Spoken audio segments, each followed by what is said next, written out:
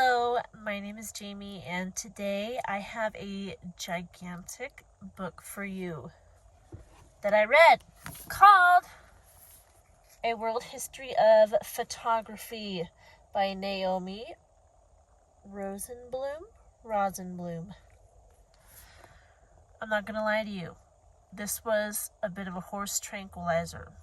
If you are super interested in photography and history, then this would be the book for you. If you are a student of photography and are doing research papers on early cameras and early photographs and how they used to make photo prints and stuff like that, this would be the book for you. But if you're just reading leisurely, unless you're really interested in this stuff, this might not be the book for you. I did make it all the way through. It took me a while.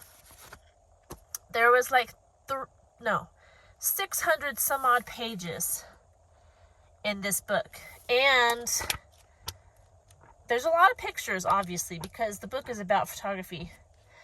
But if there were no pictures, let me show you. Each page has 2 columns of this. This is a heavy book. It's heavy. It's big.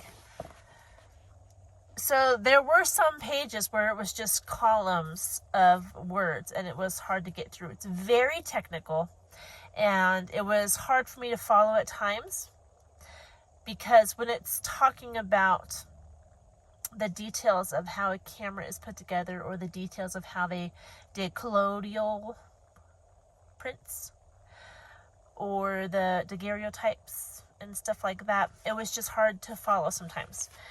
But a huge plus of this book is the really, really cool pictures it has throughout. So if you want ideas on how to take pictures, on how to position your subject within the photo, if you want to know how people used to take pictures back in the day and the evolution of what that looked like, then you might enjoy this book. Look at this. That's pretty cool. Let me find you some cool pictures in this book. Well, real quick, before I do that, here are the chapters. So there's the early years, technology, vision, users, people who used to take pictures, portraits in the 1800s, between 1839 and 1890, landscapes and architecture, objects and events, that's chapter 4, chapter 5, photography and art, chapter 6, new technology, new vision, new users, so more people are getting into photography. Chapter 7, art, photography, another aspect. I liked this chapter. Chapter 8, documentation, the social scene in the early 1900s. I did like, there was a chapter where it had pictures of the Civil War, and I just thought it was so cool that these people would risk their lives to go out there and document what was going on. And at the time, people didn't even think what they were doing was worth anything. And then later on, they were like, whoa, we should probably have historical documentation of what happened during the war. And then their pictures all of a sudden had value. Let me see if I can find it for you. But I really enjoyed that particular chapter. And this was back before journalism was conniving and clickbait based. Back then, you were searching for the truth and you were risking your life to take these pictures, to tell the truth, to tell the public what was actually happening, and so that they didn't have to just rely on what other people told them. And it was more of a noble cause than it is nowadays, because nowadays it's hard to differentiate between people who are telling you what they want you to hear, if they're talking about one narrative or the other, when a lot of people are just like, can you just tell me the truth? Can you just tell me what happened without putting your spin on it? And a lot of photographers back in the day, that's what they did. They took pictures in order to have a real life copy of events. So that part of it was really interesting. I should be showing you, look at these old portraits. There's one right there. Okay, you're gonna laugh watching me struggle with this book. It's so heavy. I liked all these old portraits. I thought they were really interesting. But that was my favorite part of the book, was being able to see all the old pictures and how pictures changed from the 1800s to the 1900s. So that part of it was really interesting. It was hard for me to read all the commentary in between. Some of it was interesting, like I said, when it talked about, oh, look at this one. When it talked about why photographers would go out and take these pictures. But when it got into the technicalities of things, oh, this is interesting. Look at that one. When it got into the technicalities of things, it was hard for me to follow. But it did take me a bit to get through this book, because I started it and then I would read other things. I would put it down and I would pick it up. And it just took me, I want to say, a few years to get through it. But I did get through it. I got all the way through it, and I'm glad I read it, because there was some very interesting stories behind these pictures. Look at these old portraits. Look at that. She's pretty. Landscape wasn't my favorite, but I'm trying to show you the variety of pictures that are in this book. That's a neat one right there.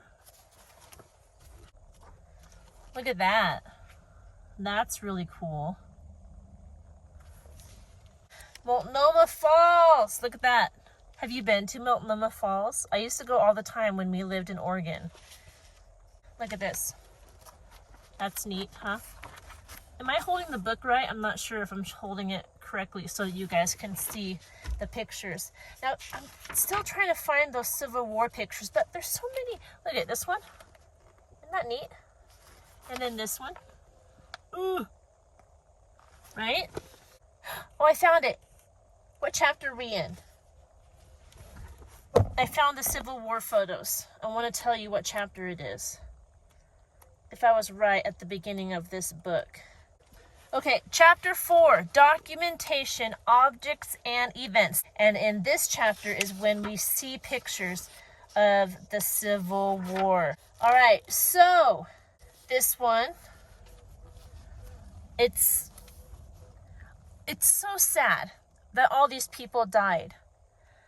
But this picture itself is a very good picture. You can see in the foreground, and the bodies in the foreground, and also the bodies in the background, and the horses back there, and the people who are still living walking through the field.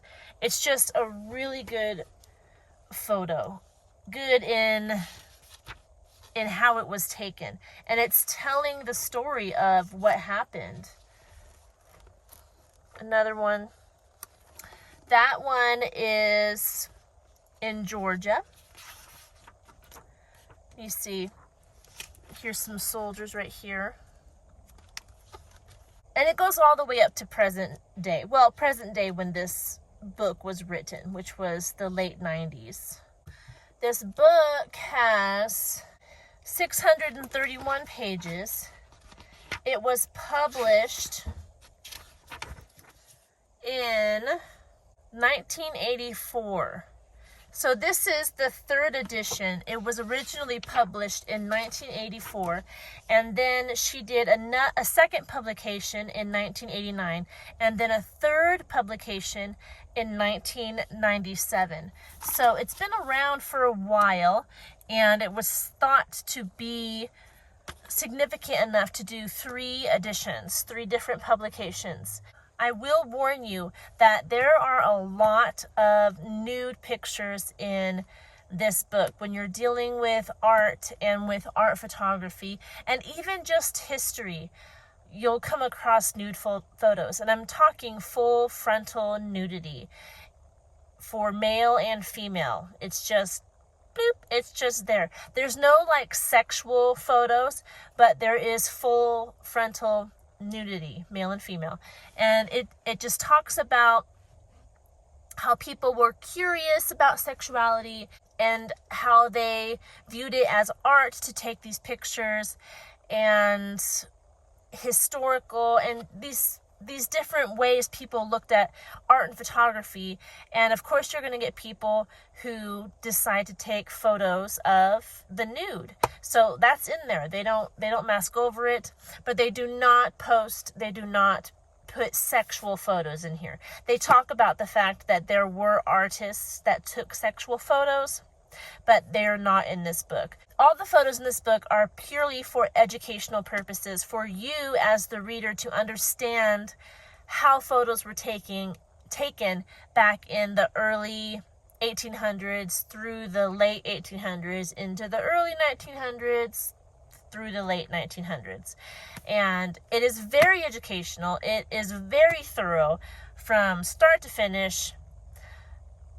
Everything you would hope to know about photography is in this book.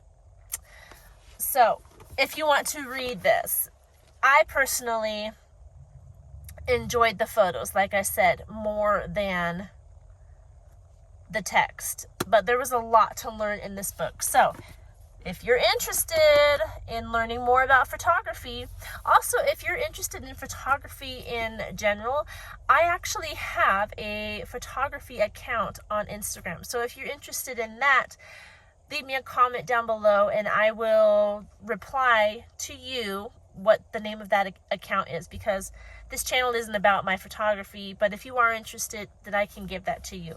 So there you go. That's what I read this book. It was a feat, I tell you what. It was not something that was my favorite to do, but there was value in it. I will admit that. There was a lot of value in that book, even though it took me a while to get through. So that's all I have for you today. I hope you are doing well. I'll talk to you guys in our next video. Thanks for watching. Goodbye.